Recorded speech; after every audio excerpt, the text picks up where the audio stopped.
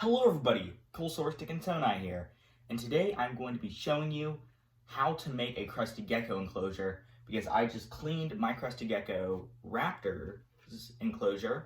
He's right here, and I'm pretty sure he's ready to go back. So I'm going to show you how to properly set up a crested gecko enclosure. First, you're going to want to need the tank itself. So for a juvenile crested gecko, such as raptor, I recommend about a 10-gallon size terrarium, but for an adult, I'd recommend a 20 and above. I'm pretty sure my other crested gecko, who's an adult, he's in about a 40-gallon, I'm pretty sure. But usually with vertical enclosures, which is what you're going to want, they mostly measure them just on the dimensions. Okay, so first, let's get the enclosure. That is the Zilla 10-gallon, I think it's called the small vertical enclosure. I'll leave a link to where you can buy everything that I'm going to use in this video in the description below. But yes, this is the enclosure that we will be using. This is the one that raptors live in his entire life, and he does perfectly fine in it. So the next thing that we're going to need is the substrate. Substrate for crested geckos really varies on how you want the tank to either look or function. I used to use something called coconut fiber, but I stopped using it. It was very small particles of crushed up coconut, but I felt like it gets waterlogged very easily. A way you could combat that would be making a drainage layer, which I have for my poison dart frog. And usually if you're doing a bioactive or a live planted vivarium, then you could use something like soil or something mixed in with the coconut fiber, and that would give it a loose, natural look. And it would also help with live plants and cleanup crews, which I'm not going to be using in this tank. However, I did make a vivarium for my poison dart frog, and I will leave a link to where you can watch that right up there in the corner, or right there, I don't really know. To where it's my friend Colin's channel. He put it up on his, and that's where we build my dart frog vivarium. But the substrate that I'm going for, some other substrate, sorry, you can use reptile carpet, orchid bark. There's really just endless of what you can use. But what I'm going to be using is this Exoterra. It's Equatorial Forest Floor. It's coconut husk, which is a little bit different than coconut fiber. This is just husked coconut, which is larger pieces, and it also has things called Ardesia leaves, which is just some leaf litter that covers it, and that's going to make it have a more natural look. I've never used this before, but I'm really excited to. I'll leave a link to where you can buy it. It was less expensive than some other stuff that I've been using, and it also apparently looks more natural. And it would be great if you had a cleanup crew, which I may add in the future. But yeah, it's 3 quarts of coconut husk to 1 quart of the leaves. So yeah, let's go ahead and put this in. What you're gonna wanna do for any substrate is just pour down a very, very big helping of it. You're gonna want a nice thick layer of substrate. In fact, I may even use all of this. I'll take out any if it doesn't really work, but you want to spread it evenly throughout the tank, just like that. Oh, this looks nice. And this is probably going to compact down with water. I'm really hoping that it doesn't get as waterlogged as the coconut fiber. I'll open that up so you can see it better. This is what it looks like. It kind of sticks to wet surfaces, which is something to look out for. But overall, it looks like it'll work perfectly fine. So now let's put on the leaves. For the leaves, I'm going to put in a more conservative amount. Probably only about that much, because I don't want the entire bottom to be covered in leaf litter. Just like that. And I'm also going to give it a spray down. But that looks actually really good. I may actually add some more leaves. I kind of like the look of that.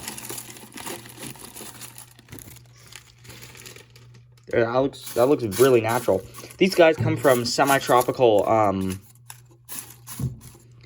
islands off the coast of Australia called the New Caledonian Islands.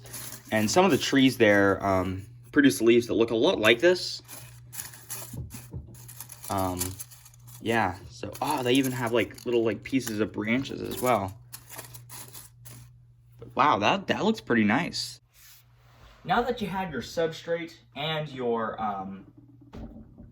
enclosure, and he just pooped. Oh, that's disgusting. Now that you have that, you're going to want to put in the decor and hiding areas for your crested gecko. So, I recommend using lots of either fake or live plants. In this case, I'll be using fake plants.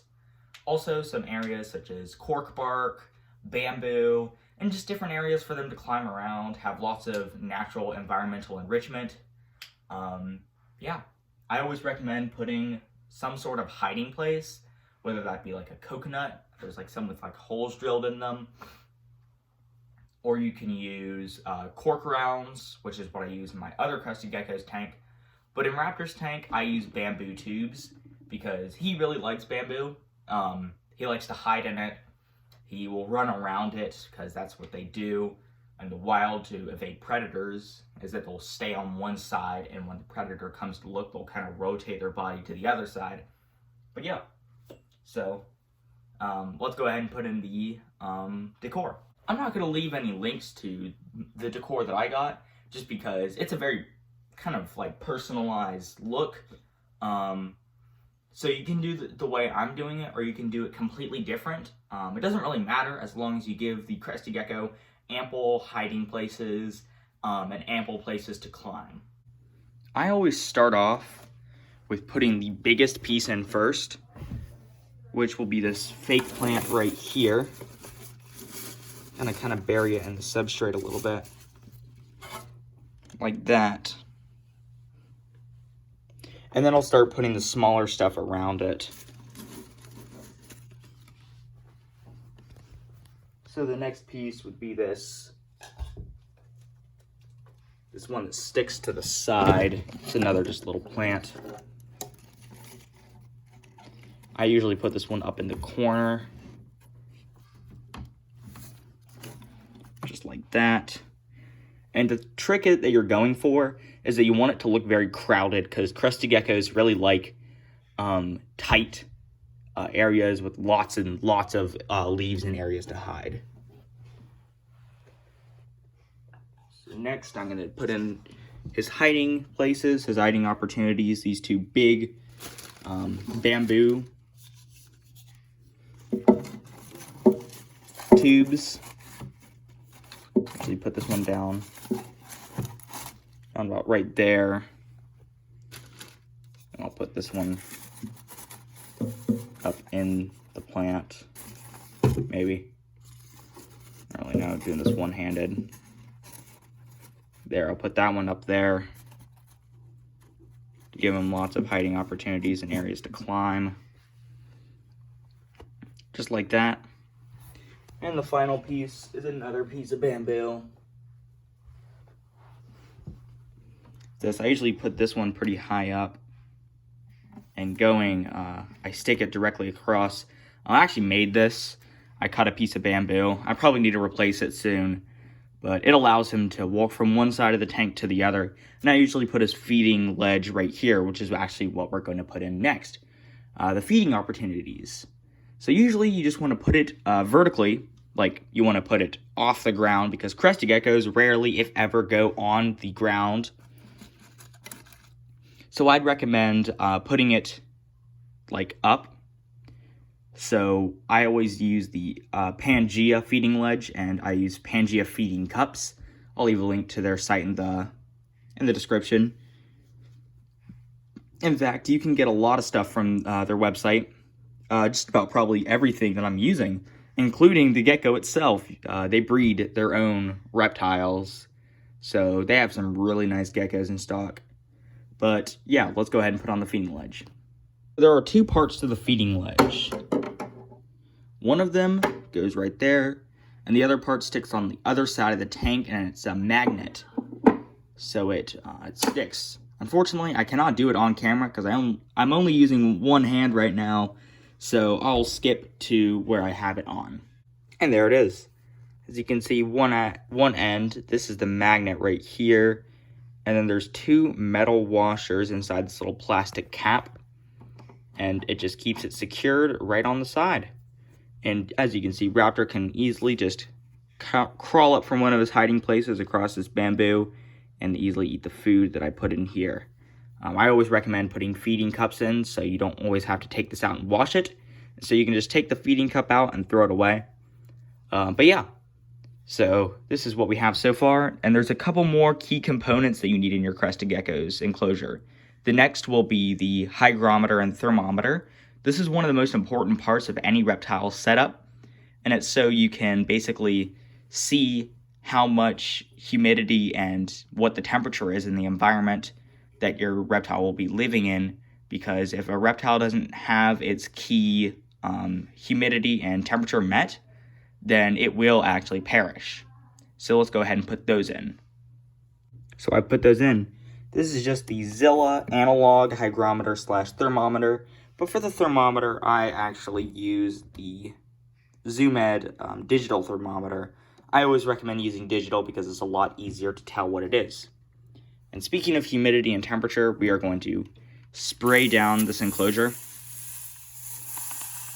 just to get it nice and ready for when we put the lizard in. And for temperature, I don't do anything actually, because crested geckos like it about from the mid to low 70s to about 80 degrees is actually what I recommend as the tops. Mine really like it in the low 70s. They do really nice in it, and in the night it'll drop down to the very high 60s sometimes, if that. And so yeah, that is what I recommend for temperature and humidity of these guys. Humidity is very, very important. And so now let's put Raptor into his environment. Raptor is kind of stressed right now because he doesn't come out of his enclosure very often. So let's just go ahead and put him in. And there he goes. He's gone right to one of his hiding places. Yep. He's going right inside the tube.